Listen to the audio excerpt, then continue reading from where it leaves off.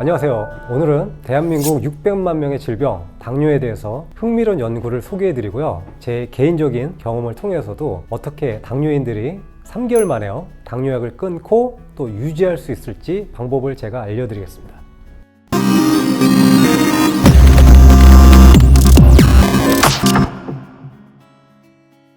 때는 2014년 영국에서 루이 테일러라는 의학자가요, 정부의 지원을 받아서 당뇨 환자들을 대상으로 연구를 진행했습니다. 당뇨 환자들을 두 집단으로 나누었는데요. 실험 집단에게는 매일 850칼로리 정도의 식단을 3개월 동안 제공했고요. 대조군 집단에서는 다이어트에 대한 조언만 해줬습니다. 그리고 1년 뒤에 결과가 나왔는데요. 놀랍게도 식단을 제공받은 실험군의 46%, 거의 절반이 당뇨약을 전혀 먹지 않아도요, 정상 혈당이 유지가 됐습니다. 반대로 대조군에서는요, 4%만 당뇨약을 끊을 수 있었습니다. 즉, 식단 관리가 당뇨약보다도 효과가 좋다는 건데요. 이 실험의 요점은요, 3개월 동안 빠르게 체중 감량을 하고 1년 동안 잘 유지했던 사람들은 당뇨약을 끊었다는 얘기거든요. 특히 10kg 이상 체중을 줄인 사람들의 73%가 당뇨약을 완전히 끊을 수 있었습니다.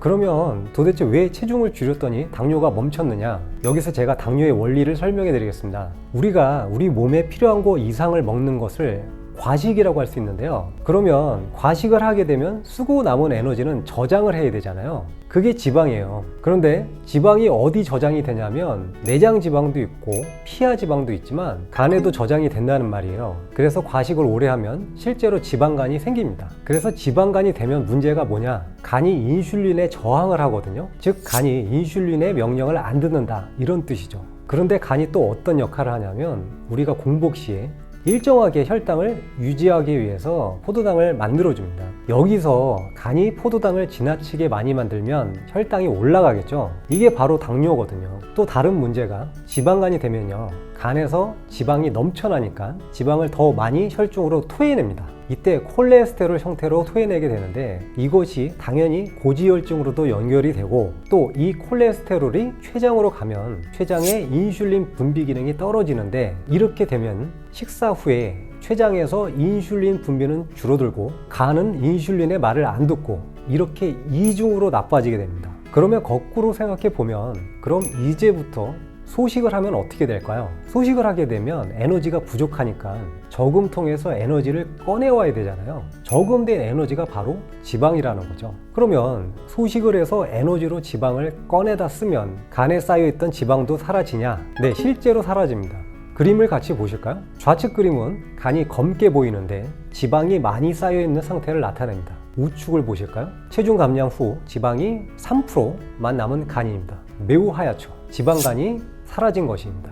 당뇨가 어떻게 시작된다고 했죠? 지방간으로부터 시작됐죠. 그런데 체중 감량 후 지방간이 없어졌습니다. 그렇다면 실제 당뇨도 진행을 멈췄을까요? 그림을 보시면 소식을 시작한 지 2주도 안 돼서 이미 혈당은 거의 정상인 수준으로 내려가고 있습니다.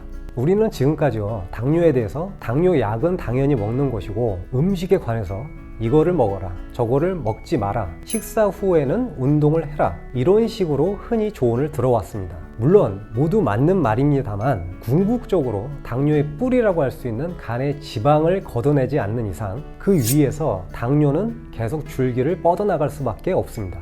그러면 그 지방을 걷어내는 방법이 무엇일까요? 실험에서 제시하듯 3개월 동안 매일 850칼로리 정도의 소식을 통해서요, 체중을 빠르게 감량하는 것입니다.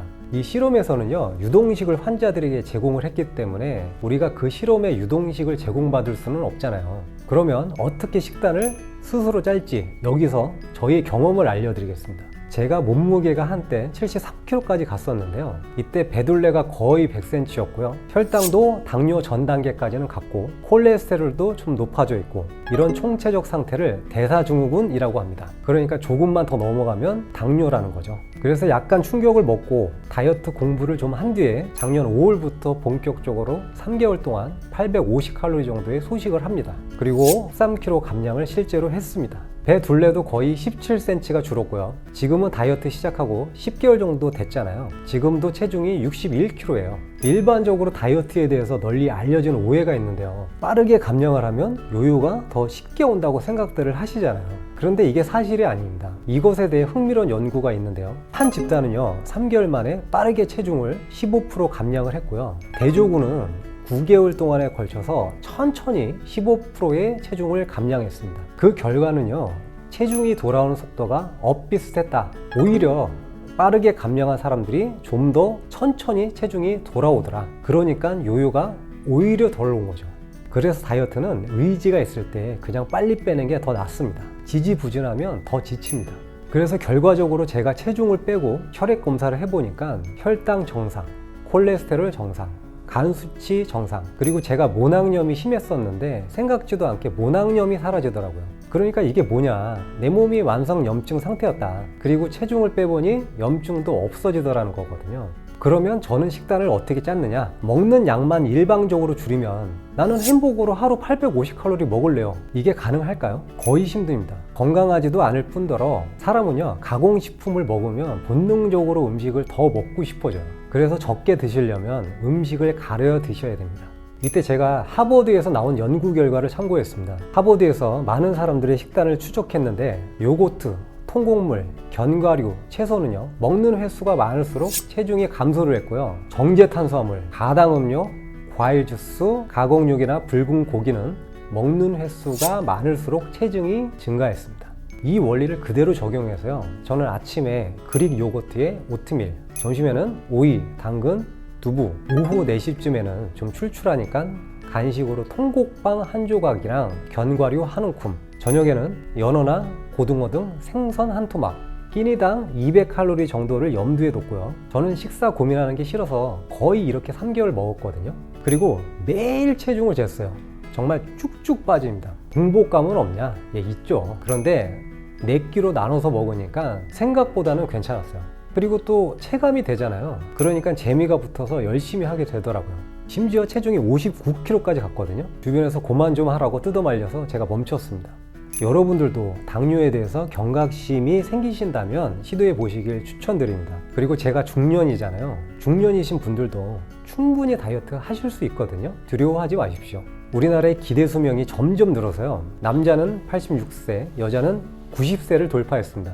인생이 짧지만 또 한편으로는 짧지만은 않습니다. 지금의 즐거움도 중요하지만 우리가 노년에 궁핍하지 않으려고 연금을 들잖아요. 마찬가지로 건강한 노년을 위해서 오늘 밥 한 숟가락씩 덜어내는 지혜를 발휘해 보는 건 어떠십니까? 이렇게 제안을 해보면서 오늘 영상은 마치며 좋아요, 구독 부탁드리겠습니다.